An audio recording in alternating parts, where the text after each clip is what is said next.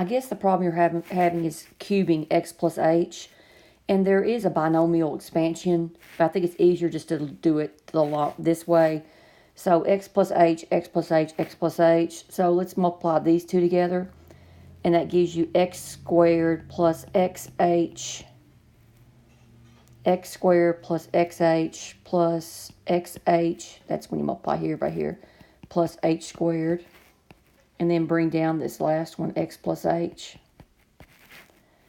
So that's x squared plus 2xh plus h squared times an x plus h. And I like the one with fewer terms first, so I'm going to rewrite it before I multiply again. So we're going to multiply x times all of these, and then h times those three terms. So that gives me x cubed plus 2x squared h plus xh squared, now multiply through by h, plus hx squared plus 2xh squared plus h cubed. And let's combine like terms. That gives me x cubed. That one's gone.